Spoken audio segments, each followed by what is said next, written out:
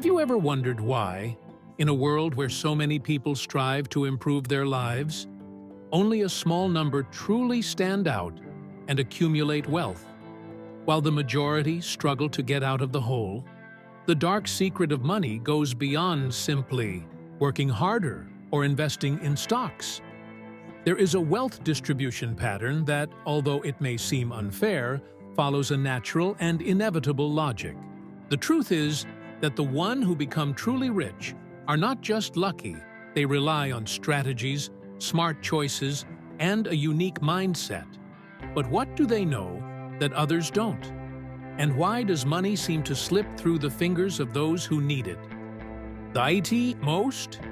Soon, we will dive into the mysteries of financial inequality and reveal how the human mind and individual behaviors directly influence financial success or failure.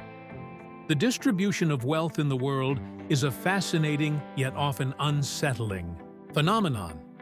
When we look at the statistics, we see that a small percentage of the population holds most of the money. This is not just a coincidence.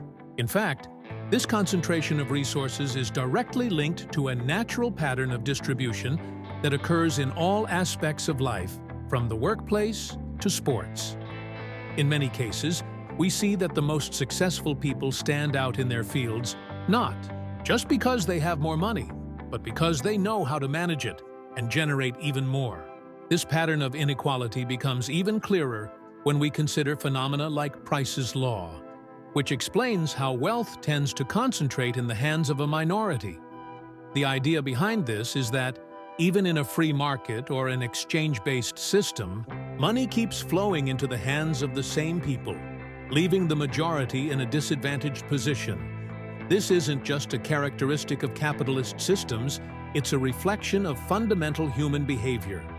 Think, for example, about how major cultural industries like music, film, or even soccer are dominated by a small number of stars who continue to grow richer over time. And this is precisely where the difference between the wealthiest one and the majority of the population comes into play. Many believe that inequality is the result of an oppressive system, but in reality, it is simply a reflection of a natural exchange dynamic and the concentration of talent and skills. To illustrate this, think about the famous game of Monopoly. Even though all players start with the same opportunities, as the game progresses, those with greater financial intelligence and negotiation skills end up winning everything, leaving the others behind. And this is merely a reflection of what happens in the real world, where wealth concentration is inevitable, even in an apparently fair market system. Let's talk about a phenomenon that occurs even in the simplest games, but has a profound impact on the real world: the concentration of wealth. Imagine you are playing a game of Monopoly. At first, all players start with the same chances. However, as the game unfolds and transactions take place, one player inevitably emerges with a massive amount of money, while the others are left with nothing.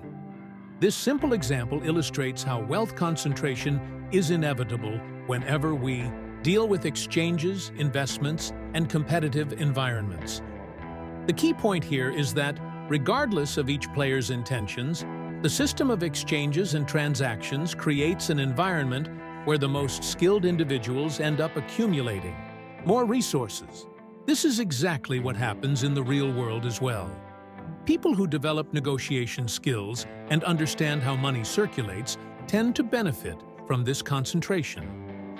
Think about those who make successful investments or build highly profitable businesses. They are not just relying on luck, they are, in a way, playing the money game more effectively. What this shows us is that, even in an apparently equal system, such as a trading game, wealth inevitably accumulates in the hands of a few. This pattern can be observed in all aspects of life, from the stock market to entrepreneurship. In the end, this reveals a fundamental truth: wealth concentration is not a flaw in the system, but an intrinsic characteristic of competitive environments. To stay ahead, one must know how to play the game, understand the rules, and, of course, have a solid level of financial intelligence to stand out. The issue of wealth redistribution is complex and often challenging. When we try to transfer money from the rich to the poor, it frequently ends up flowing back to the wealthy in one way or another. This happens because, in a capitalist system, investment opportunities and value creation tend to be concentrated in the hands of those who already possess wealth. They know how to multiply it effectively, while the poor, for various reasons, do not have the same resources or financial knowledge to manage the money they receive. It's a difficult cycle to break, like a trading game where, in the end, those with more continue to accumulate even more.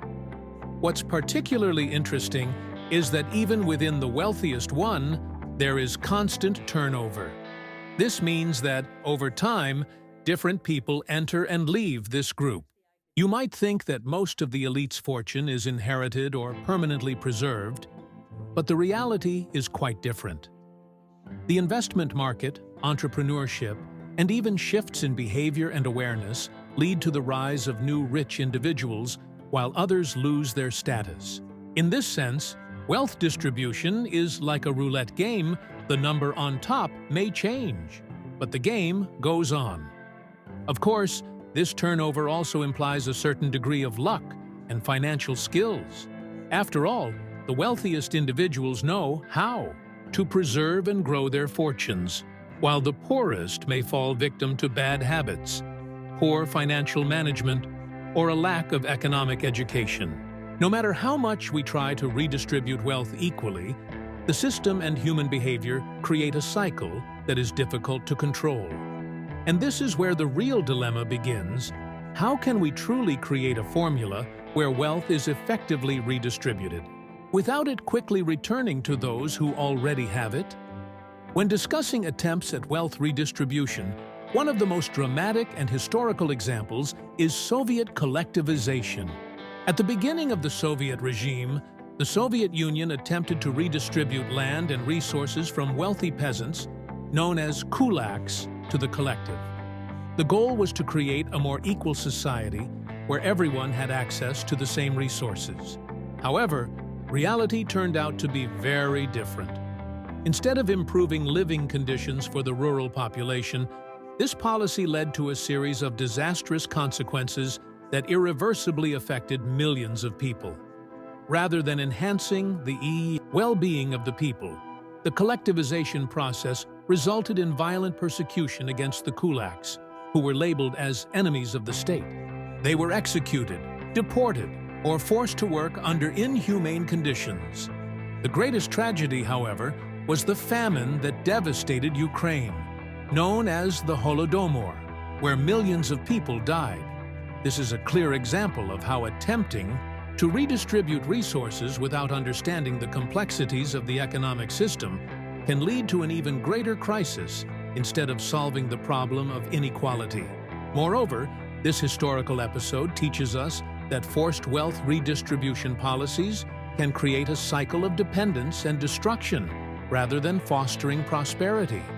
Simply taking resources from those who have more and giving them to those who have less can lead to chaos if not done strategically and carefully.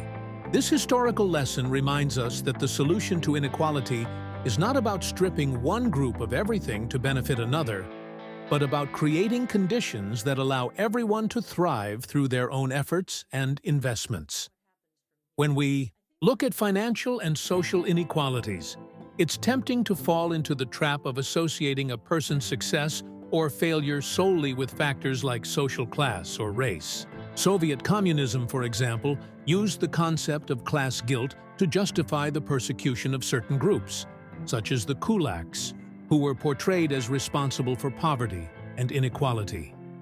This reductionist and simplistic approach, classifying an entire group as morally guilty for their position in society, can have devastating effects, not only for those targeted by such persecution, but for society as a whole.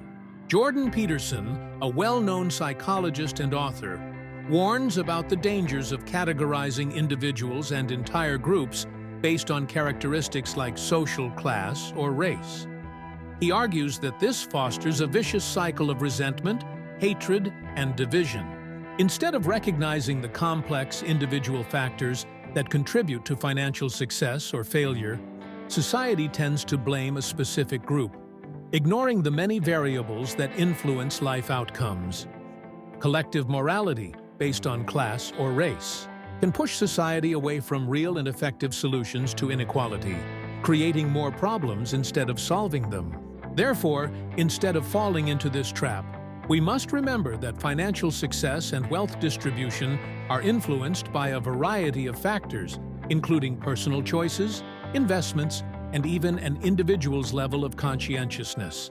While many believe that poverty is simply a lack of money, it is also deeply connected to how a person manages their finances, makes decisions, and perceives the world.